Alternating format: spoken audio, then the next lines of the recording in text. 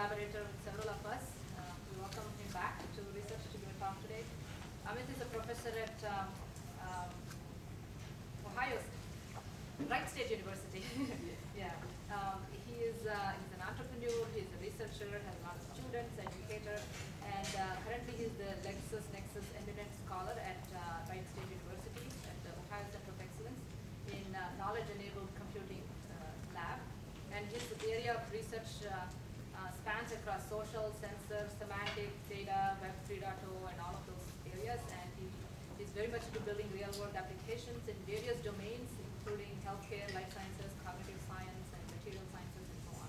So it's a pleasure to have Amit here with us today, and several of his students are here at IBM Research. And several of your summer students have worked here with us, so we're glad to have you here, and look forward to your talk.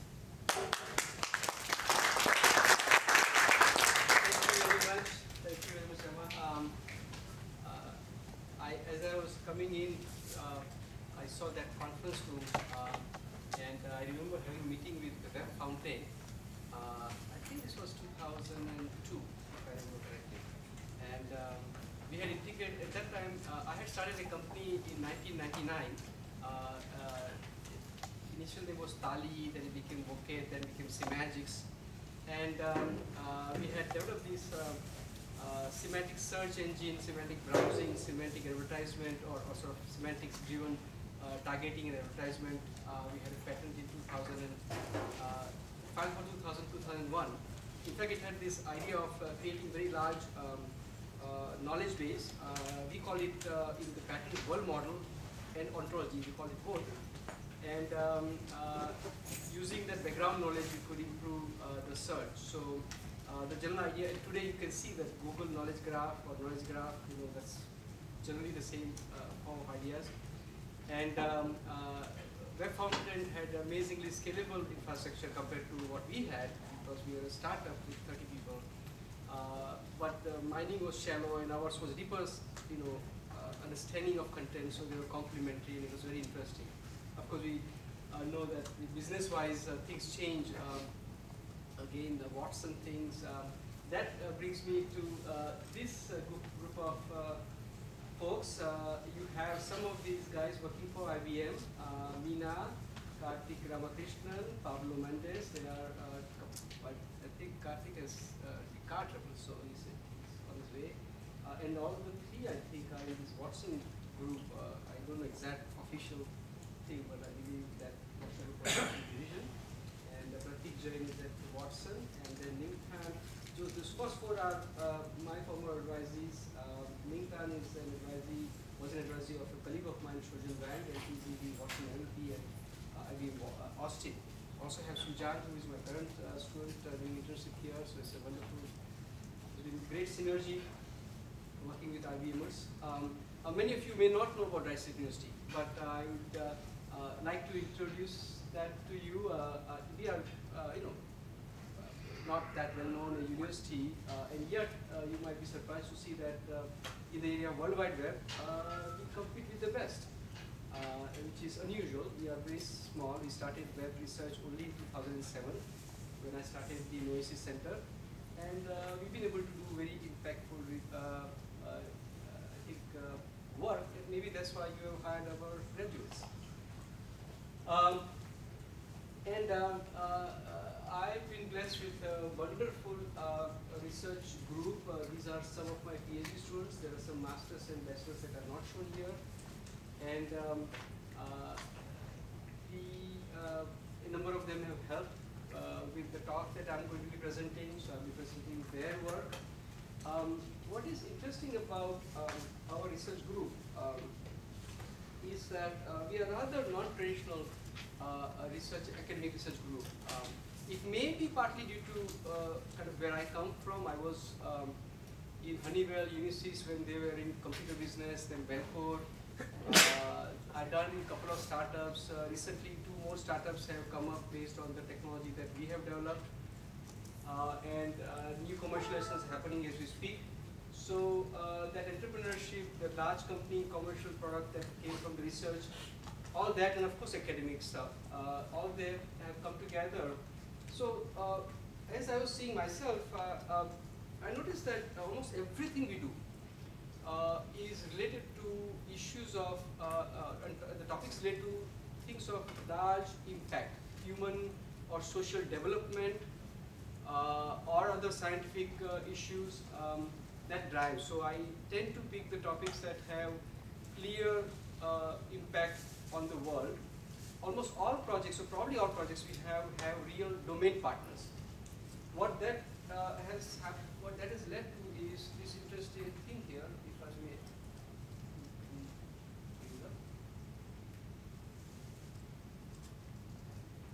So, just to give you a sample of the kind of projects we do, this project, so we have domain partners, partners in different domains, and we have access to real data. Everything we do has real data and real world scale data. It was interesting. I was visiting IBM, I was visiting Park, and when I said I have access to millions of patient records, they said, well, we don't have that. And Sujan there has actually worked on real patient records through the partnership with a company that has taken the work that Sujan and others have done and has resulted in commercial product.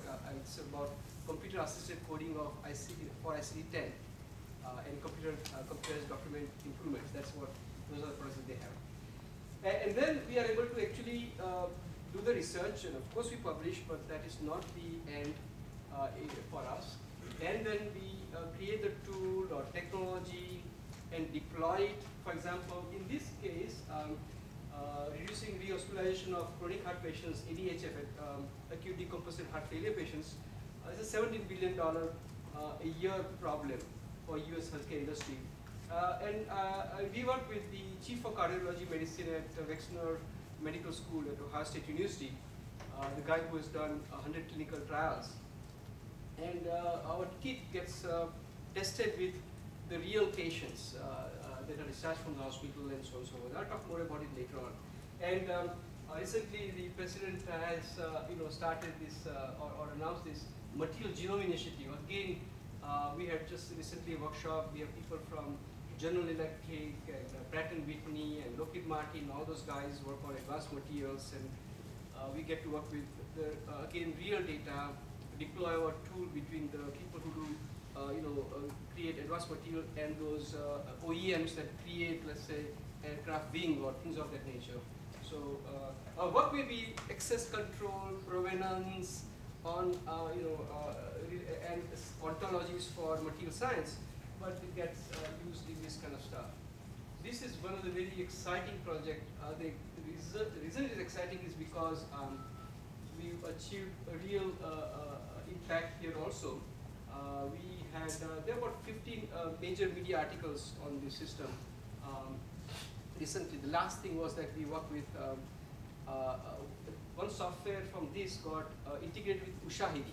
Ushahidi is the most important organization in the world for crisis monitoring and management. And we provide service to Ushaidi's CrisisNet, a new initiative they have. It's called Fire Hose of Crisis Data. And that leads to,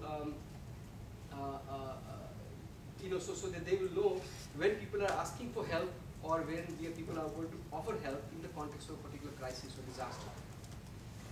And then I work with some other practical things. For example, during the recent Indian election, the technical team of Narendra Modi, the person who became Prime Minister, worked with us and asked fantastic questions that we got to learn exactly how people want to use this kind of stuff. So my assumption about how our social media analysts help did not exactly work the way they wanted us to use, and I'll be happy to talk about that. If you ask me a question, I'll go into a lot more detail on what we learned from that. But the most exciting thing is the latest project we have launched, which is working with United Nations Development Group on gender-based violence, a very major problem. You see the news all around, and very disturbing news. You see things in India and Nigeria and Pakistan and all these things. So we are working with them closely with the idea of understanding the violence against women worldwide with focus on Philippines, India, Nigeria, and South America right now, South Africa right now. But basically, it will give us very deep insights into the kind of problems, categorization, many other things, and that will allow us to present the data right to the policymakers, and hopefully that will lead to some important policy decisions. And so on and so forth. You can, this was another very exciting project, prescription drug abuse, online surveillance and epidemiology, where again we work with epidemiologists in our School of Medicine, and we do all kinds of NLP things with web forum data, very hard. When people who are abusing drugs and painkillers, their text is very hard to understand, right? You can imagine that. And here is an example of what we found. We found that people who were abusing certain kind of opioids were using loperamide, the Imodium AD kind of medication, in 10 to 20 times prescribed dose to manage the withdrawal side effect from the use of opioids. Right? So, and this was a true medical discovery because medical science, community did not know about it. Once we published work, we heard from doctors saying, "Oh, we started to see this kind of stuff," and that's very exciting. And some more things along that line. So we keep on doing that kind of characterizes. That should be enough. Please do feel free to ask questions, and as I think we have time available for conversations. All right. Now the next 5-6 slides I'm going to breeze through because none of you need any introduction here. So how much data? Massive amount. You guys know that 10 times growth in a year in some cases. But here is the interesting thing, whether you know or not, just about 0.5% of all data gets analyzed, right? So there's all this data that is out there. In 2000, as you know, in 2008, we surpassed the capacity to store the data that we produce. So being able to analyze the data is a very important thing. And I think this approach that we have, where we store all this data into and create massive data stores and go back to analyze, that will increasingly become outdated, right? Because you just can't store all the data, right? So you've got to find the data as it is being produced and create abstraction from that. This term abstraction is something I'll keep on coming back to in my talk. Now, the other interesting thing is the variety. So volume, my view, and not everybody may necessarily agree, my view is that volume is the easier problem to solve. Generally speaking, you can throw computing power to solve the volume problem. The harder problem to solve is the variety problem. You have all different kind of data, and the issue here is that, and I've been working in data integration for a long time, since 80s. It goes back to that, in the days I used to work on so-called federated databases, and I used to work, visit this database wing that is out there. I see Mohan in the thing. He had come many times when I was working database.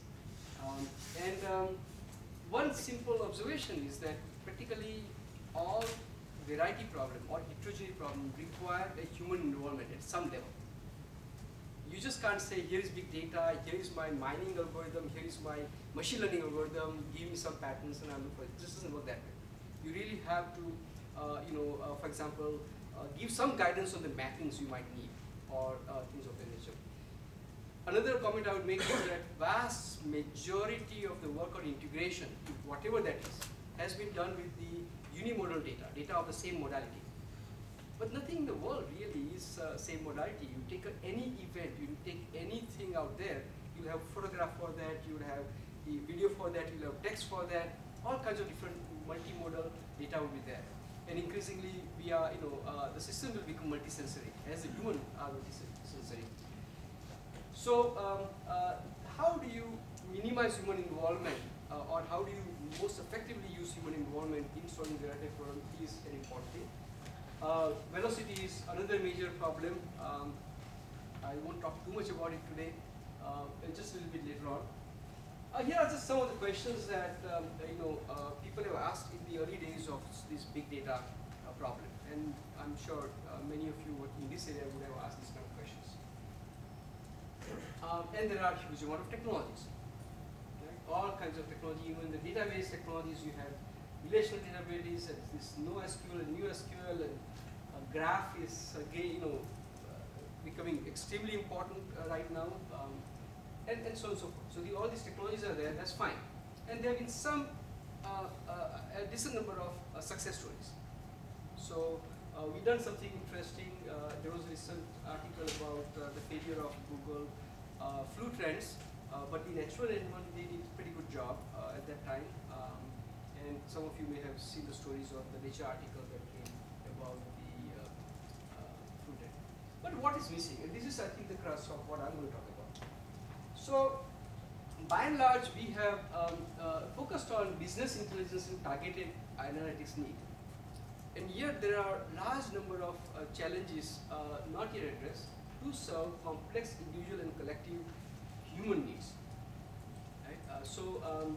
The examples would be empowered human in health, fitness and well-being, better disaster coordination, personalized smart energy, and many other things of that nature. So this is a huge underserved population of applications where I think there is legitimate and important and growing role of this big data, and that is what I will come to. So there are many opportunities, many challenges. How do you create highly personalized, individualized, and contextualized?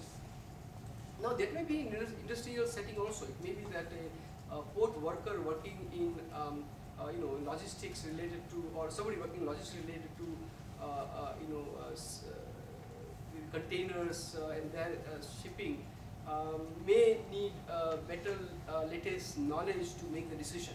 So it may be an individual making a decision for business, but also the things that individuals do for their own interests and needs. Also to incorporate real-world complexity in multimodal and multisensory nature of physical world and human perception. My own view is that no big data, more data just alone cannot be cannot solve your problem. You do need to develop better algorithms. My own view is that big data cannot replace the human judgment, as some of others have also said similar thing. Others feel that. Remember that article a couple of friends, people I know well, have written on unreasonable effectiveness of big data. General idea was Alan Halabi and Raghu, and general thesis was give me all your big data and we'll tell you what is all to know from that big data. Right? So I think that just doesn't work that way. I'll come to that more as I go along. So and the other important thing is that it's not just converting data into information that is sufficient. And what I underline and highlight is the need for actionable information. There's just so much data out there that say yes, interesting thing for you to know. That is usually not what people are looking for. And remember, I'm not talking about people like you and I and technologies. I'm talking about a farmer. I'm talking about a healthcare worker in the field. Okay? And so the important thing is that there's so much of the data, and I'll show you some real-world applications. The need is to convert the data into contextually relevant, actionable information, something that they need to act upon at that moment. And that, going from information to actionable information, is the challenge. And that's why the semantics and the kind of stuff that I love to do really come into picture.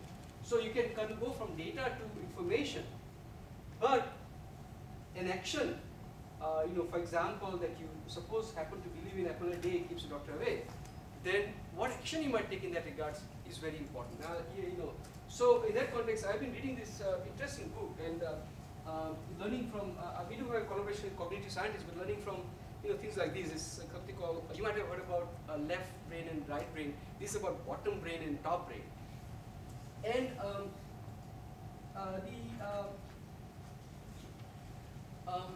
think about, so what it talks about basically is that we have this kind of process of learning from all the data that is coming in.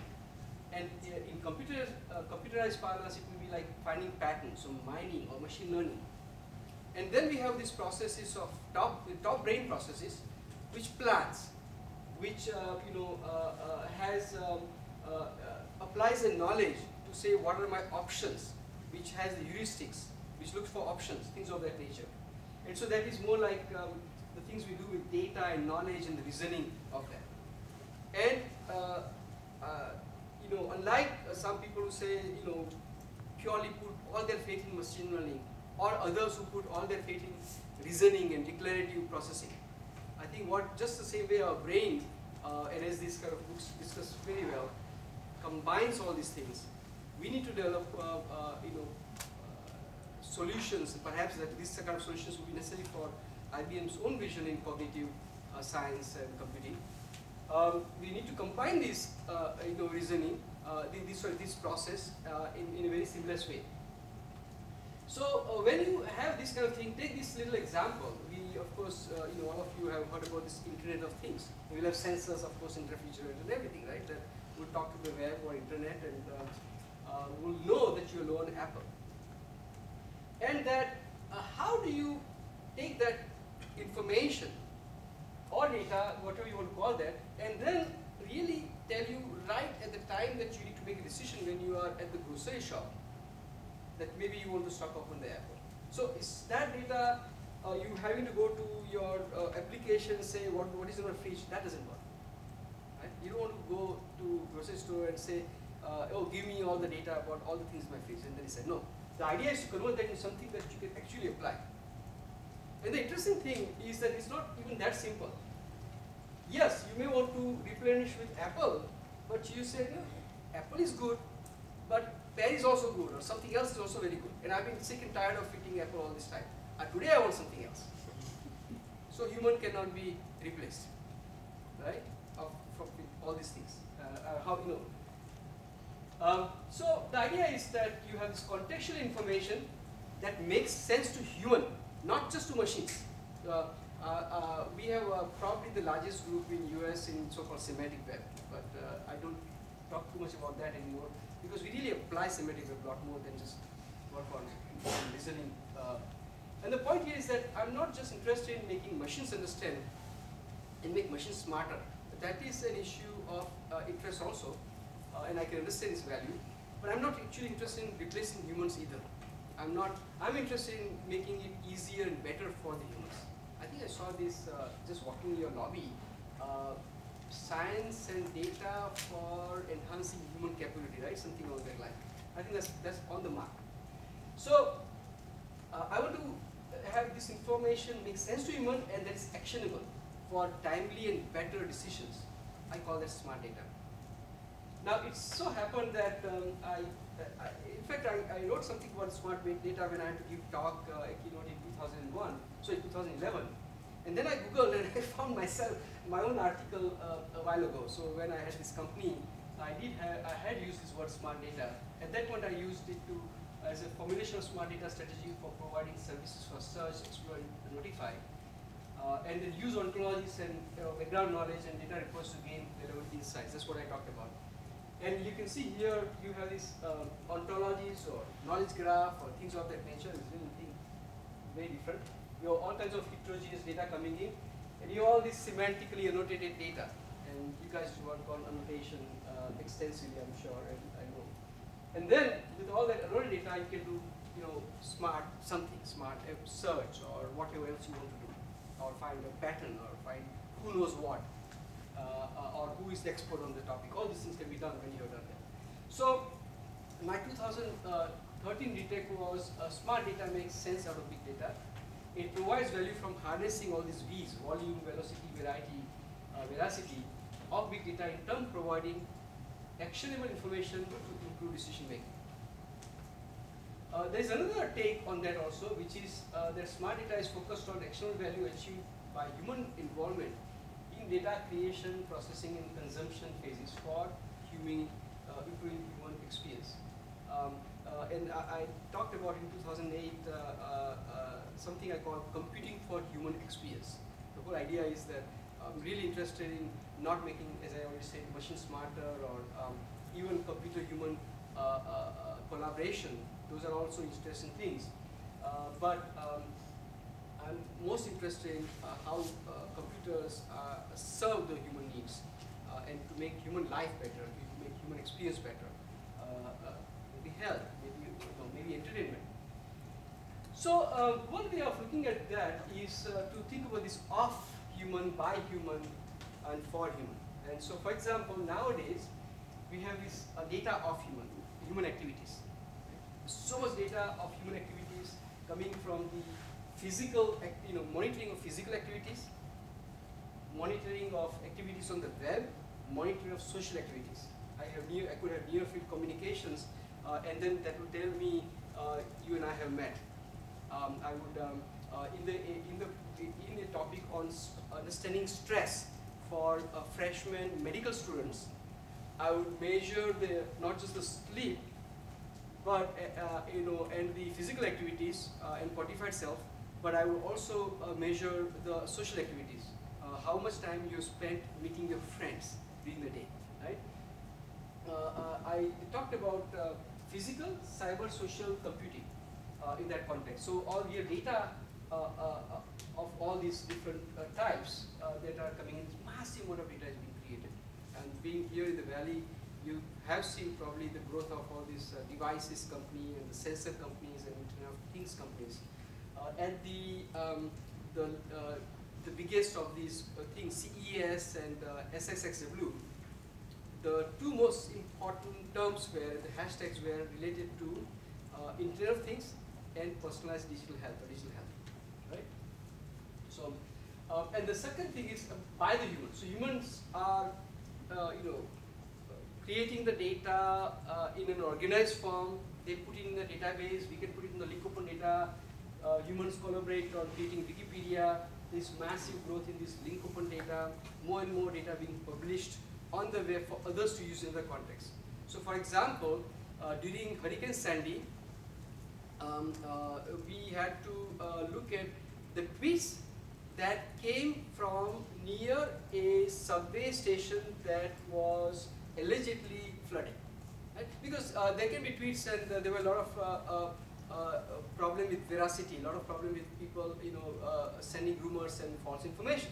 So one way to handle that would be to say, did the tweet come from near? So is it likely that this is a eyewitness, a record or observation of an eyewitness? And so then you will say, hey, it came from very, within 100 meters of subway. And so the data for location of subway stations came from data published by New York City and put up on the web, right? So you're using that kind of data in understanding the other data, the tweet that is coming in, and addressing that kind of thing. And for the human, and this is the most important thing. So in the case of asthma healthcare application, we would have a detection of events such as wheezing sound and indoor temperature, or data rather, humidity and many other things. But really what matters is to give this kind of actionable information, or lead a human to make this kind of, to come to this conclusion that close the windows at home during the day to avoid carbon monoxide ingush, to avoid asthma attacks at night. This is what is important. The reason that the quantified self and the reason that the Internet of Things as it is for the health, all these mobile applications, the reason that they will fail is because they create all the data. They will give you how many steps you walk, but you take 3 of them and all of them give you different information. That's one thing. Secondly, so what? I walk 9,000 steps or 11,000 steps. It doesn't tell me about how does it really impact my health. Is it sufficient? Did it change something about my health that I am concerned about? That really has to be brought into our decision, our process, our decision making. So something that you can act upon, something that really matters to you. I take another example from the smart energy context. I can have so much data: electricity usage over a day, device at work, power consumption, cost kilowatt per hour, heat index, relative humidity, all this kind of data, right? And tweets and other things. What matters is this: washing and drying has resulted in significant cost since it was done during peak load period. Consider changing this time to night. And do that not when the difference is only 2% in saving, because you're not going to change human behavior with 2% saving. Do it only if you understand that there's more than 10% saving is what might lead the human to change his behavior. So these are the challenges that you have to do to lead from this data into actionable information. So here is the thesis that everyone and everything has big data now. It's the smart data that matters. So today, as much as time permits, and I'll give you some examples from these different spheres. I'll talk a little bit about ASTO application. I'll talk about crisis coordination in social media. I'll talk about smart cities application. Let's look at asthma using our K-health system. K stands for knowledge. So there's of course a lot of M-health or M things, and this is K-health is a system that uses mobile computing, but also Internet of Things, or sensors and knowledge bases, to solve a very specific problem. So here, collecting health observation historical perspective is that for a long time, diseases were treated only by some external observations. Around 1805, things changed. We got stethoscope, and first, doctors started to take, external observations first beyond, external observations, observations from the body itself. In the last, just a very, 2, 3, 4, 5 years, things have changed, significantly. This thing is really going at a mind-boggling speed. The amount of data that some humans are creating about their own physical activity is just significant. And I've been impressed. I've been monitoring from the start of this kind of movement, but the growth is simply something that has exceeded my own wildest dreams. So people are using all these kind of devices, and the amount of data that they are creating. In fact, until last 3, 4, 5 years, much of the healthcare data was created by patient interacting with the physician. Now, suddenly, in increasing number of cases, majority of the data has been created outside of any clinical enterprise, outside of your interaction with patient with doctor. It's created under your own control by use of your own devices. This is something very significant. Some of you might have seen this. If you did not see this, let me recall the following. This gentleman is Larry Smart, professor of computer science at UCSD, and he is this quantified self-buff, and he himself diagnosed that he has Crohn's disease. He observed through his measurement that he has some inflammation in somewhere in the body, and then as a smart guy, he read up literature, and he came to conclusion he has Crohn's disease. And so he goes to doctor, not for diagnosis, but for treatment or management in this case. It's not a disease you can remove, but I need to manage. So now Larry is a smart guy, and the point here is what Larry did for himself with a lot of knowledge that he has and can gain on his own. I expect this to be done for a common man, a common person, or anybody who doesn't have medical knowledge, who is not so savvy in going to the web and reading literature, medical literature, that the devices in the field will collect enough data that even a person in rural India would be able to have some help. And they can of course consult the doctor saying, can you please verify or something along that line. This is far different from telemedicine. If there is any confusion there, we have to discuss more about it. So, and then in the K-health, what we want to do is, so we want to, through physical monitoring and analysis, now what we want to do is, we want to use our cell phone, our mobile phone, as the primary device to make this happen. Why? Because for the first time in humanity, there is a device, a tool, that more than half the humanity has. Right? Never in the entire history we had any tool that was available to more than half the humanity. This is the very first time that that has occurred. And by 2017, those smartphones will be the measure. Right now, cell phones are measured. By 2017, smartphones will be measured. So when everybody has this tool, why not use that? And that is an important implication that I'm not going to use cloud computing as my vehicle for doing intelligent processing. I'll come to that later. So in the area of ADHF, it's a $17 billion thing. 25% of the patients released from the hospital with the acute decompensated heart failure get back to the hospital, are readmitted to hospital within 30 days, and 49% get readmitted within 6 months. Each readmission costs on the average $50,000, $8,000 to $10,000 a day of hospitalization, 6 days on the average. And of course, the cost on the human health and the suffering on the human, right? And because I also deal with some business, and I'm not only a pure scientist, I look at the business issue, whether the time is right to work on that. Well, the Medicare, CMS, started to reduce reimbursement for rehospitalization for heart patients starting October 2013. Right? So the hospital themselves, who were just getting paid, they didn't care about human suffering, they were just getting paid by providing service. If the patient comes back good, they will make more money. Now that won't happen. Now they have the incentive to solve the problem. So this was an important problem for us to work on. The other one that we are working on is asthma. 300 million people worldwide are affected by this problem, this disease, right? And it's all these statistics here. So for asthma, we have a kit, we have sensodrome, it features 9 inbuilt monitors.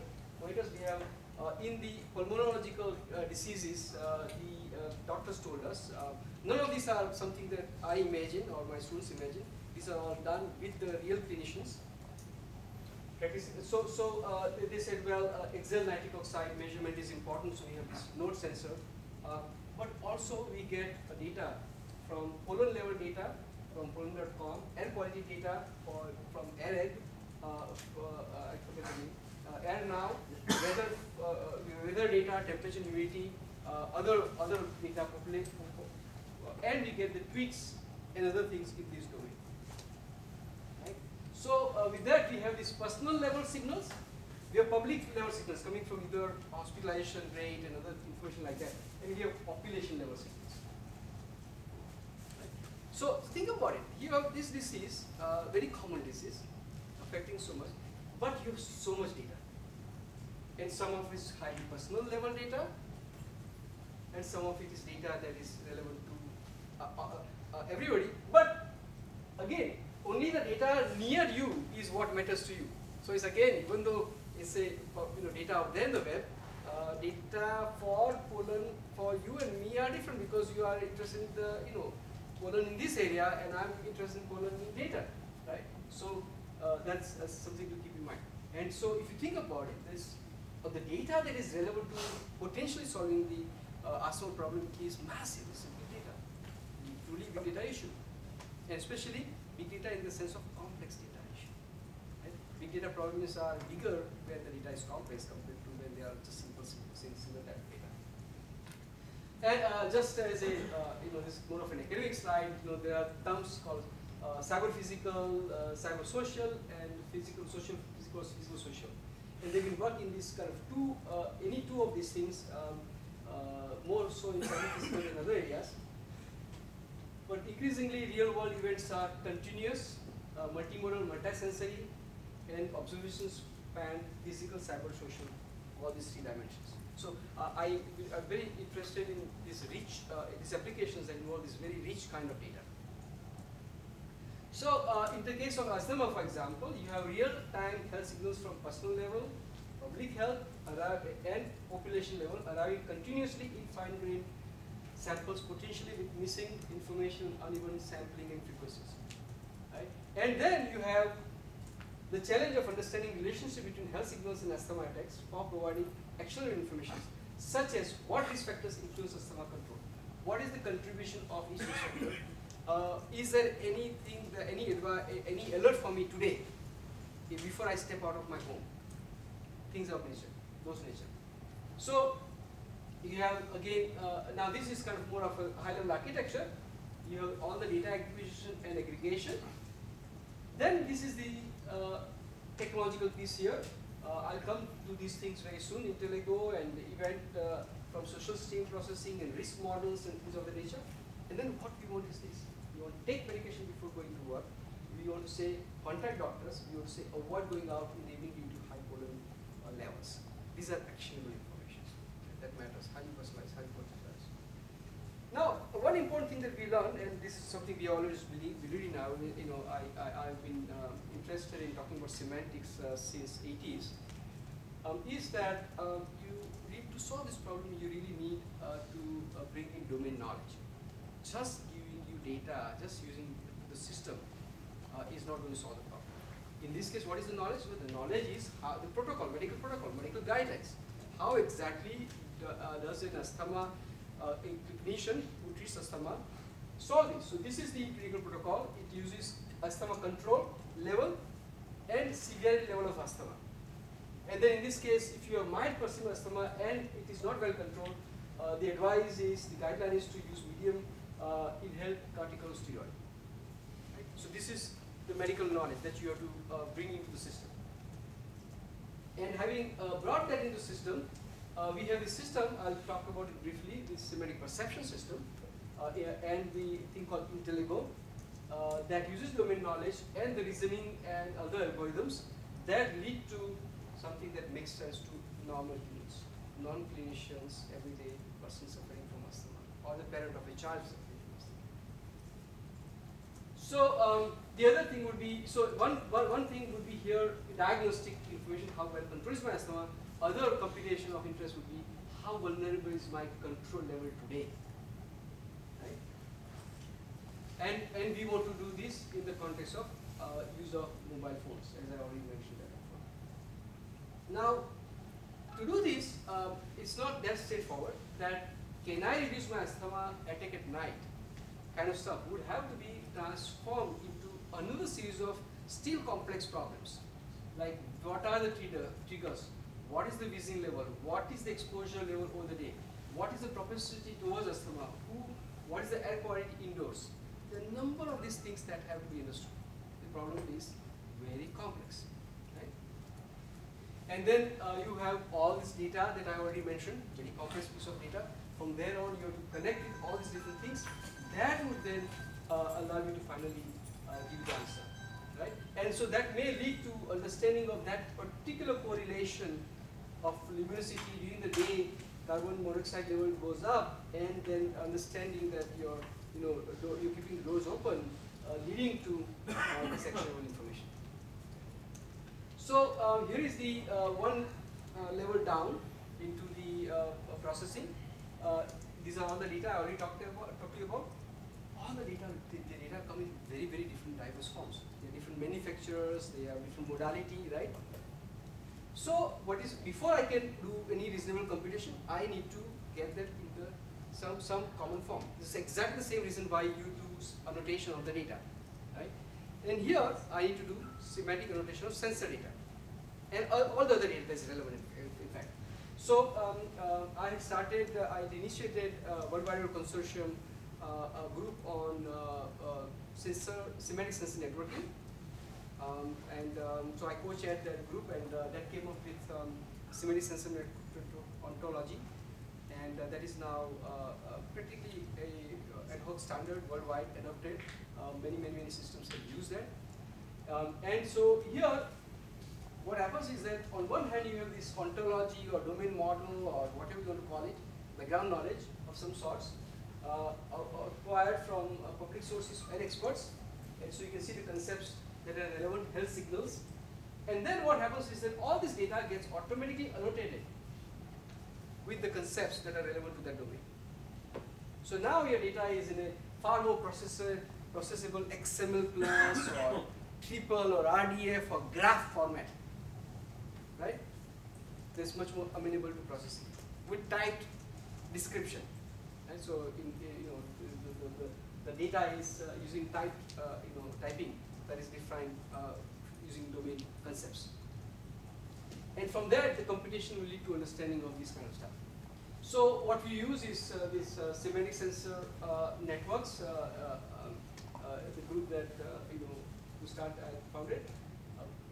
And then the idea here is to model the sensor. This is a generic model of the sensor. And from there on, this is the kind of high-level view of the ontology. So you can see the ontology is fairly deep. And there are a lot of interesting application of this ontology. The idea is that, for example, we describe these sensors using this model, this ontology. Because we describe using that, we are able to drop in the sensor on the fly, meaning we are able to induce sensor dynamically into an application, right? Because the description is well defined, right? And there are many other things like that. You model the data, you model the sensor, you model the subsystem, you model the operating parameters, and many things of that nature. This ontology is complemented by the ontology or ontologies from the domain, right? Asthma related things that I mentioned there. And what needs to happen here, and this is a very important slide, perhaps everybody knows that, but I think if not, this is very important, that you have raw data, a sensor gives you a number, 150, it's a text, right, or some number. Then you can annotate that, and you can, this is label data. And whatever we store the label data, you may have RDF, you may have some other things. Then you interpret this data and say this is high level elevated blood pressure. For example, you might have a diastolic value of 95, and NIH says anything above 90 for diastolic is is elevated blood pressure. So that you say it's an elevated blood pressure. All this can be represented in the framework of semantic network. But a doctor typically won't be able to give you medication based on this symptom. It's not yet a diagnosis, right? And for that, elevated blood pressure could be because of hypothyroidism or because of something else. That is very important. So you have to interpret this data, and there's abduction coming to explanation as to why is this elevated blood pressure, and that is where the interlogo comes into picture. And that is then what you can do. So interlogo comes from this Greek word to perceive, and that basically this is very interesting. I had a very successful student. Some of my most successful students have come from not come from computer science. I mean, their undergraduate was not in computer science. Right? I had a guy who did bachelor's in statistics. He did computer science with me working in biomedicine, and he got hired in tenure track faculty position at Case Western University in School of Medicine. Right? So these are very interesting things. Now Corey Hansen, who worked on this, who is hired by IoT Labs at Bosch International, working on some very exciting things. His undergraduate degree was in cognitive science. So, and in our work on cognitive, adapting cognitive science or cognitive models, in this, we looked at this Nassir's cognitive model perception, just as a way of getting some ideas. Central role is played by prior knowledge. So you have the abductive part of the cycle, whereby low-level signals is converted into high-level abstractions, and you can call that hypothesis building. And then you have the directive part of the cycle, where you discriminate, whereby focusing attention on the aspects of environment that can provide useful information to pare down from among the possible explanations or hypotheses, to refine it and to further understand that. Now, brain is constantly doing that, always asking. You got some stimuli, an observation. You always ask question using background knowledge. Something to what more I need to come to a particular conclusion, right? And here, prior knowledge comes, becomes very important. In fact, it's indispensable. So, using this SSN, we are able to represent the knowledge like that. These are the sensor-related stuff, and this is the factual information that goes in the knowledge base. Right? So, elevated blood pressure is probably 5,000, and then these things are represented here as a bipartite graph. And sometimes that may not be good enough, rich enough representation. But the same exact thing can be done, used for weather. Okay? So now in that reasoning process, then we have this explanation kind of things going on. So act of choosing objects or events that best account for the set of observation you have. And I've already mentioned that. And then you might have something like what we call discrimination. So focusing attention on those aspects that provide useful information. And then, for example, there's a lot more machinery there. I'm skimming through. There are papers published on all these things. More than happy to talk about later on. So for example, when I have clammy skin, then I'm able to say, oh, it's hypothyroidism, not hypertension, as an explanation for elevated blood pressure, which is what is important for me. Now, when we have done that, and here's the most important thing, here's the takeaway, that I don't want to play at the level of data. The amount of data is so large. Humans simply don't have the capacity or interest or desire to deal with all the data. So you need to convert all the data into extremely small number of abstractions. This is called human perception. Right? So today, you will just imagine how much pieces of data in a computerized form would you be exposed to just in this talk. You have video kind of coming through your eyes, your speech coming, your text going on. Those will be massive number of, and you are going it much faster than 30 frames per second. And yet, if I ask you at the end of the lecture or talk, what did you get from that? All of you will be able to summarize in your own way. First of all, the summary and explanation, what you took away from my talk will be different. But they will all be relevant to you. And you will be describing them in 1, 2 or 3 topics, in 1, 2 or 3 sentences. Thus, you have the capability, each of us have the capability of converting this massive amount of data into few abstractions. This is what needs to be happening, this is what needs to happen continuously all the time. That this big data is there for everything of interest to us, our health and fitness and well-being and decisions in our work and all that. What the system has to do is to constantly convert this high amount, massive amount of data that is relevant, potentially relevant, into these few things that I should be bothered to pay attention to, right? That is what is interesting.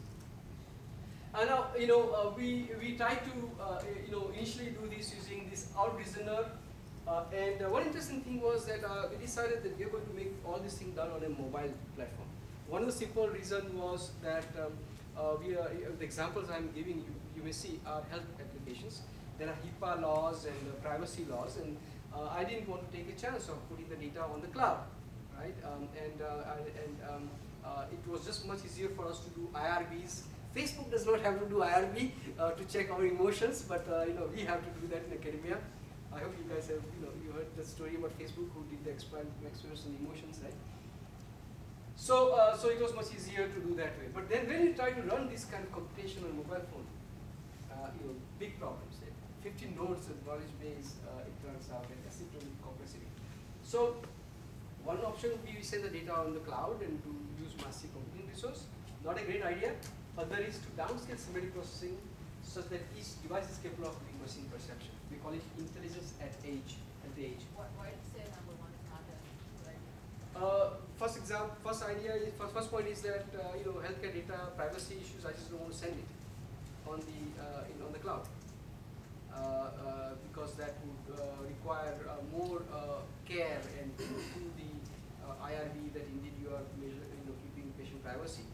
And philosophically, I want all the data and everything to be under control of patient and not just go out. It's much easier, and more clean solution in our case. And the other important thing is that think about it. I want to build this solution to be deployed in a rural India case. Communication is bandwidth is limited. They will not be there. If I can do much of the communication right on my mobile devices, my solution is far more scalable. Scalability in terms of deployment and options. Right?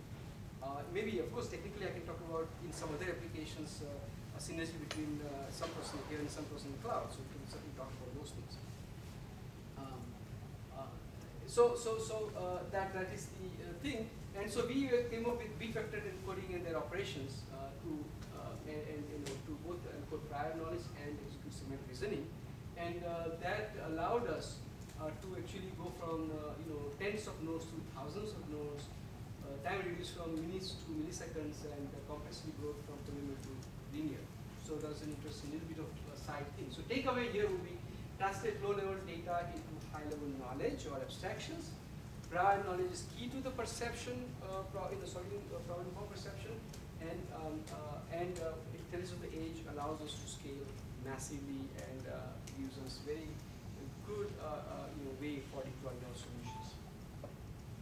So coming to the second topic, second example, social media analysis, coordination, crisis coordination using our Twitter's platform. Here, particularly we've been interested in the social good, smart data for social good. So we want to mine human behavior to help societal and humanitarian development, crisis response, coordination, harassment on social media, gender-based violence, and things of that nature. I'm going to take the example of crisis coordination. Take the example of Hurricane Sandy. Even though it came towards the end of 2012, it was the second most discussed event on Facebook. 20 million tweets with Hurricane and Sandy keywords in the first week. Right? So really large amount of data. So we use a Twitter system that we developed, these keywords here. What is interesting about Twitter is that, in long genesis of this thing is somewhat we did with IBM and Microsoft Research. With IBM, we had gotten a few years ago now, it's been quite some time that we got, but this is UIMA award we had gotten, and in fact Meena, who is not today here, she had an appointment, worked on that. And we also worked with IBM on the Dan Grohl and all those guys on the BBC Sound Index stuff, right? So there was a follow-on to the work in the Web Fountain, and it was very interesting, right? What are the tweens in London talking about? Oh, Dan is there. I just noticed it. So it was a very exciting project. So we did some work there, and then we worked with Microsoft Research on advertisement issues, how you can intent detection from the post, so that you could improve the targeted advertisement. We found that the result would be 6 to 8 times better than Twitter-based techniques that they were using.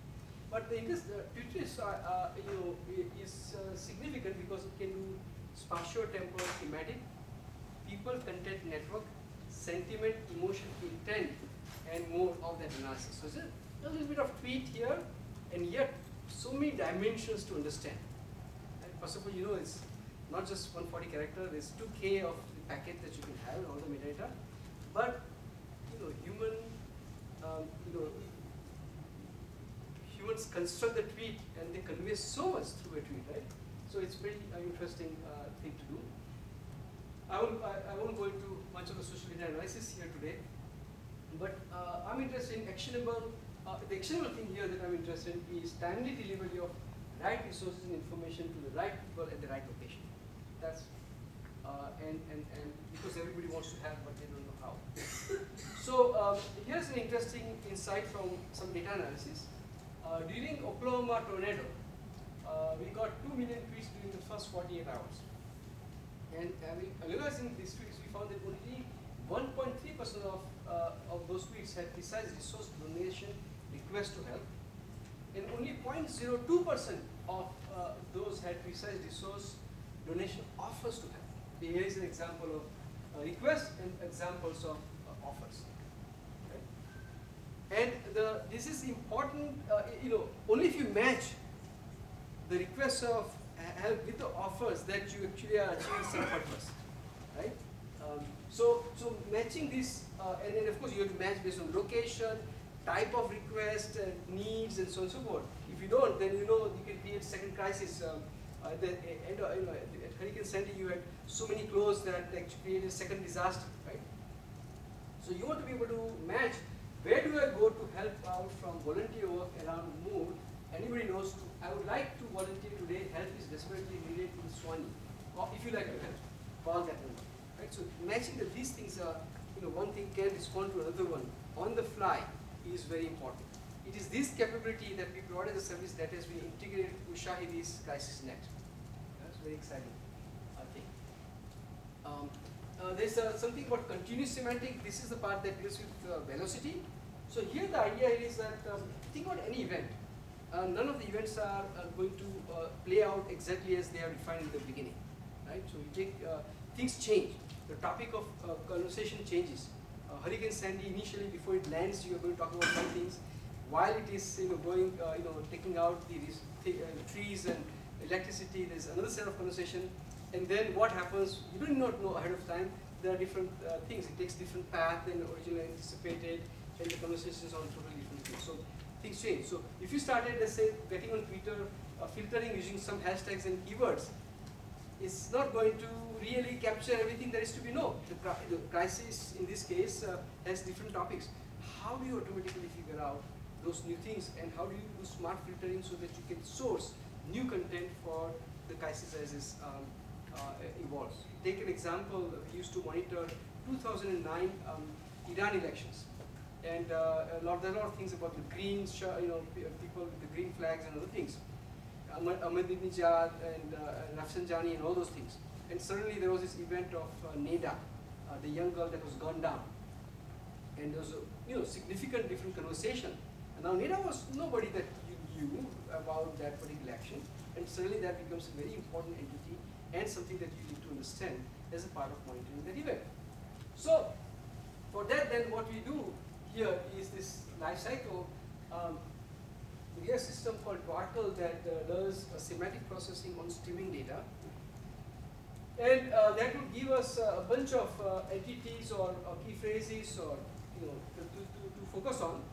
Using that, you can create this cloud, and then we have built a system, a tool called Bruiser. Using it will take a bunch of keywords and mine Wikipedia to automatically create a domain model. So I remember this is relevant to 29th of January 2011. That is the day before million-person march in Egypt, during the Egypt revolution. And then there is suddenly discussion about Heliopolis. How would somebody like me know? I don't have intimate geographic knowledge of Egypt, right? So here, this model tells me that Heliopolis is a suburb of Cairo. So my system now has more knowledge to work with and understand and classify the content and so on and so forth by applying this knowledge to the fields like that. So that is the work on continuous semantics. You can Google continuous semantics and you get to the page and work on that area. The last one I will briefly talk about is smart cities, and the application is of course well-known traffic management. But the interesting thing about this one here is that we combine both social and sensor data and the background knowledge. So to improve everyday traffic, integral to our most common problem of stuck in traffic. And of course it's a big problem. Billion cars by 2020, but just a 20% increase in the number of cars led to 236% jump in 20% jump in population led to 236% jump in traffic. Right? So big problem, right? And the data is from IBM Smart Traffic Insight. So here is a problem. To understand this, we took 3 months of data from San Francisco. Every minute update of speed, volume, travel time, occupancy resulted in so many link status observation. We went to file11.org. We found the 738 active events and 146 scheduled events, and there were of course a lot of problems and challenges with the data. And so again, you can see the volume, velocity, all those problems. And the questions would be like this: can we detect onset of traffic congestion? Can we characterize traffic congestion based on events? Can we estimate traffic delays in a road network, right? So this, we are part of FP7, EU's FP7 program. Here are some of the partners, including some of the cities, Aras and Brasov and such.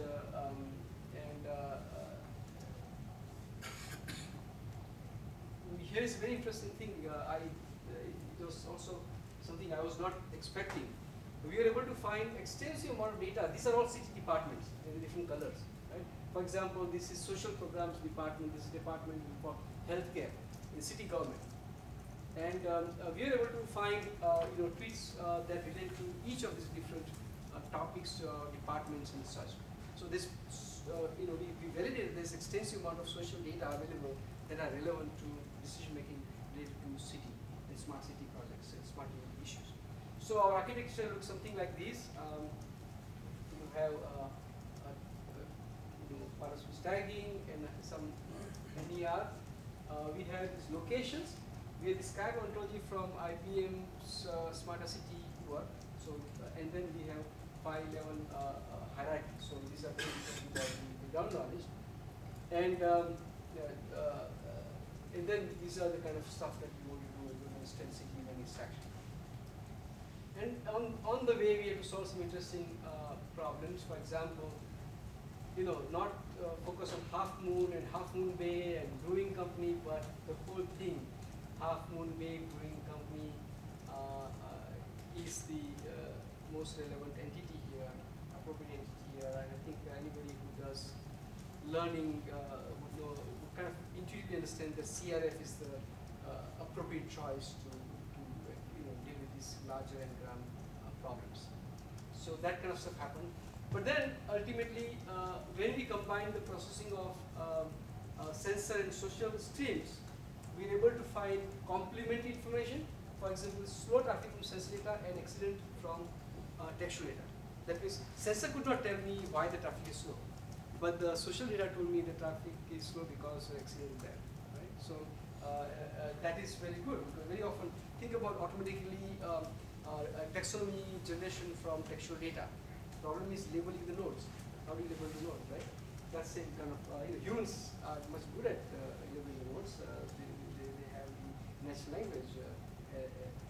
Corroborative, so you can get additional confidence. For example, accident event supporting an accident report from the ground truth, or timely, so knowing poor visibility before formal report from the ground truth about slowing of the traffic because of the visibility problem of fog or things like that.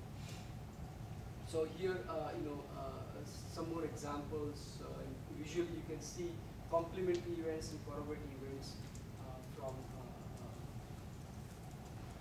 these different sources. And then you can work towards larger things like how issues in city can be resolved. Right? What should I do when I have fog conditions? What has happened in the past? What has been the lead time between fog detection and actual slowdown? What diversions have worked? What advisories have worked? Many things on the website is what we need to work on. All right, so there is a takeaway here. Big data is everywhere at individual level, not just the level of company and corporations and big organizations. That with growing complexity, and I did not get talk enough about it, and I would also admit that we need to do more concrete work with multi-sensory, multi-modal data. We've done some, but there's a lot more to be done there. I think that's a very challenging, exciting research area. But I gave you example of physical, cyber-social computing and data of all this kind. I think that's a very exciting next set of problems to solve. Analysis is not sufficient. Right? In fact, nobody cares about data, nobody cares about analysis. What can I do? What decision can I make? How does it affect me? That is what is going to, that is what somebody will pay for. That's very important for us to understand. Bottom-up techniques, a technique is not sufficient, or set of bottom-up techniques are not sufficient. We also need top-down processing, and what background knowledge is extremely important in bridging these together and doing the research necessary. Focus on human and improve human life and experience. That is exciting thing. That is the reason for talking about the smart data. Data to information to contextually relevant abstractions. Actionable information meaning value of data. That is the value part. The 5 V's that you talk about. The value is be able to take action. To assist and support humans in decision making. And big data challenges without intention of deriving value is generally without. There are some more things. Noesis has a pretty extensive website. You can look at the vision and number of things that we talked about. And really exciting things to work with a lot of companies, about 100 researchers, about 45 PhD students. All PhD students are funded. And the interesting things that we work on, some very exciting real problems out there. All right.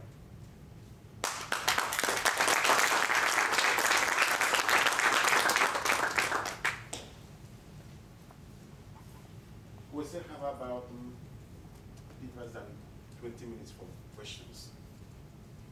So, the floor is open. Questions.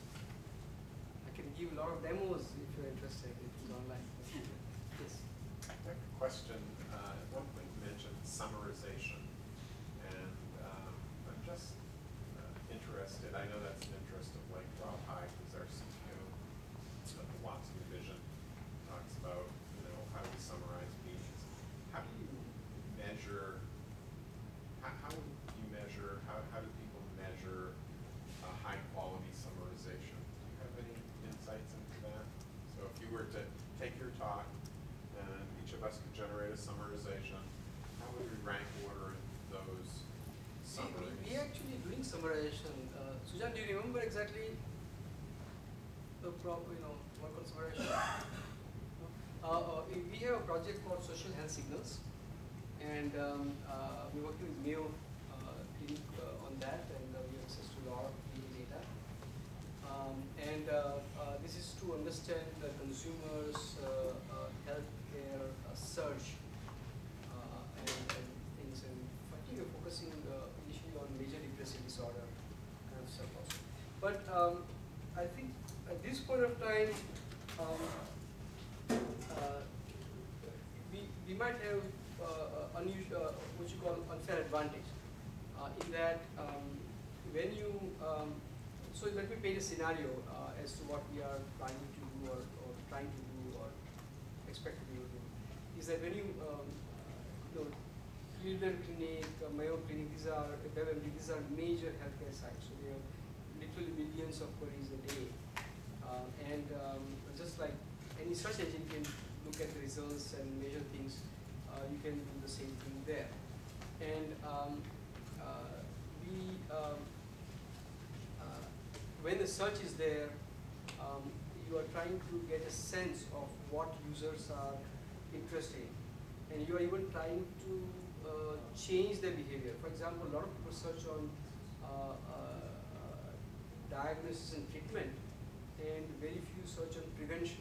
But the medical establishment is totally clear that prevention is the most important thing that you will do. So in the results, you could start giving them, because you understand the topic, you understand the results could be related to diagnosis, treatment, prevention, all kinds of stuff, procedures, that you could adjust the results, and then you can, of course, measure the clicks that you have.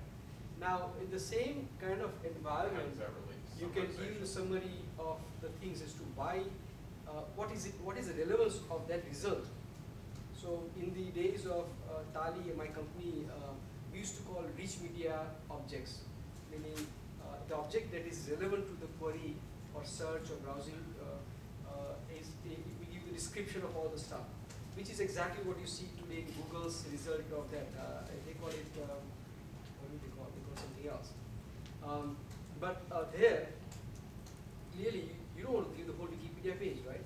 Even if you got the entire page, so you're going to summarize something. Right? And that would, of course, involve a lot of different things. One thing would be all the queries on that particular topic, generally that user has asked, let's say depression, or you would also try to understand the categorizations that we understand of this disease, and then you summarize. So it's very clear. I should let others ask questions, but what I was looking for is like data compression is a well-defined thing. Summarization isn't so well-defined because of something you said, which is everybody has different knowledge. So what's a good summarization for one person might not be a very good summarization for another person. So it is personalized. It has to be personalized eventually, although yeah. Some of us have been looking at the use of sort of first principles simulation models as a way of encapsulating both prior knowledge and abstractions, and combining that with techniques such as stochastic optimization to channel that knowledge towards making decisions. So the goals seem very, so this is like super top down, I guess, in your setting. One example is data assimilation techniques to combine, say, sensor data with an agent-based model of drivers. Right? The IBM Kyoto lab has done a simulation of every car in Kyoto. So one question was, have you sort of looked at that, those sort of aspects of that looks rather refreshing idea. So certainly we should think more about that. No, I don't know, but it sounds intriguing. I'll sort of add to that and to Jim's point or your point about the role of the person's knowledge in this. It struck me with a number of your examples that the level of advice that you want is very different depending on who the individual is. And maybe that's really easy to see in the traffic example where today Google leads, Google will give me the map of the traffic and it'll show me where the accidents are, and they are reported from the social media, right? So it just does that. And then you're on your own. And if you're an expert in the area, you know enough to get off at the next exit because you know there's another route, and Google will immediately start plotting you on that other route.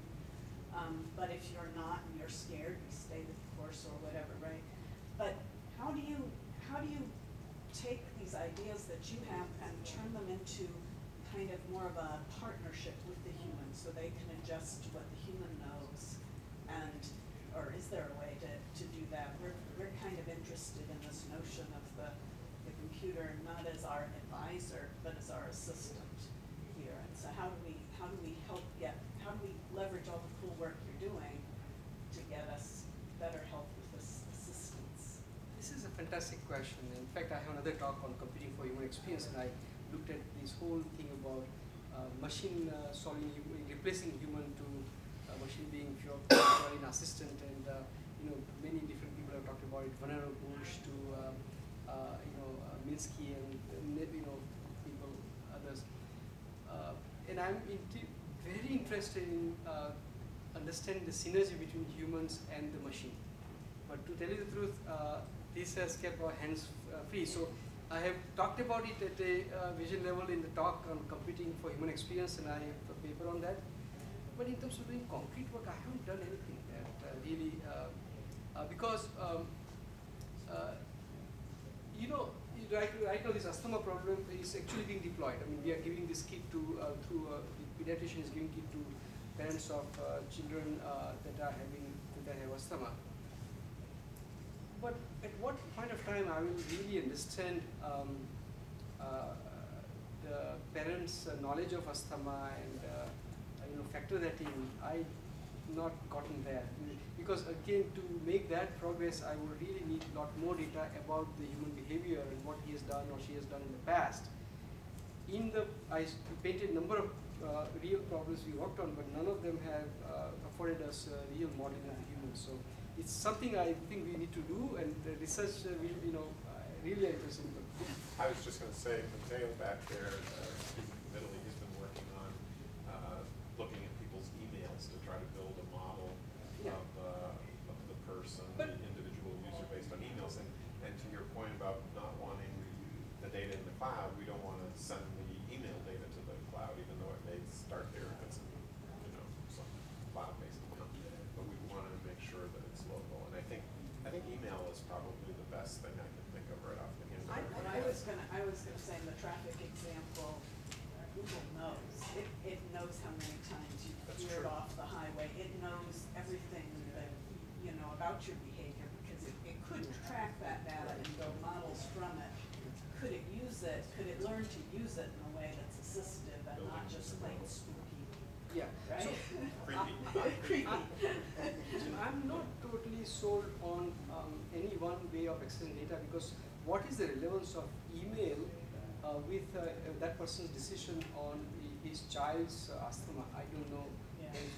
So I believe that in the context of some office decision making, you might be able to create some knowledge. I'm aware of other efforts also. In fact, a good friend of mine did a startup in that area of analyzing emails and creating some models from that. But for application, our lives are fairly segregated. What we do at office, what we do with our spouse, what we do with our child, other external professional things. We bring in load pieces of knowledge and different behaviors for each of them. Different user model for every role. Yeah. That we So, fill in a system. Right. So any one, generally techniques to be able to do that. In that example I gave you about Tahir square and automatically creating model for that particular situation, that kind of things can come handy, because that's what you talked about creating something on image. I created that from extracting entity from Twitter tweets, and then going to Wikipedia and then creating a model that seemed to be relevant to those collection of tweets, right? So that kind of techniques would come handy. But then which one you apply in which context would be another problem, and then how effective they are is something we don't yet know. But much of this will come about, in my view, at least the way I work is that I really look for really good use case or scenario. For the problem that you just asked, which is really also near to my heart, I haven't found one yet. For example, in the depressive disorder issue, these users are anonymous. I don't have access to that. I can understand their certain behavior, what results they look at, but I don't know them intimately. I have no way to influence giving them more, other than just seeing this, showing them different results. I can still show them different results. Just say Facebook would show different streams of emotions. But the point here is what the other thing is. It is unclear to me that the effort it might take to create understanding of that particular human in depth might pay off. It may not pay off. That we may want to keep it at the shallow level, because at the end you still are going to rely on human intellect. And think about it, the search, right? The search is working only because of the human brain is looking at the results and picking the one. If you Well, one area human is that we're taken out of trying to that. build good user models is for education applications. We want to know what the student knows, Huh. and help them plan their career. That and is stuff like that is one of the better examples, because the domain is better defined. You have the grade material, you have the expected outcome that you have. It's a number of things you can constrain. And yes, so that will be an appropriate area to focus. Let's see if there's other questions. Okay. On behalf of IBM Research and Assorted, I want to say thank you for coming. Thank you very much. Amit has a busy schedule, so he will be staying on up until 1:15 p.m. So because of that, we are arranging an open lunch meeting with him in J2601. J2601. So you're welcome to come to the lunch. So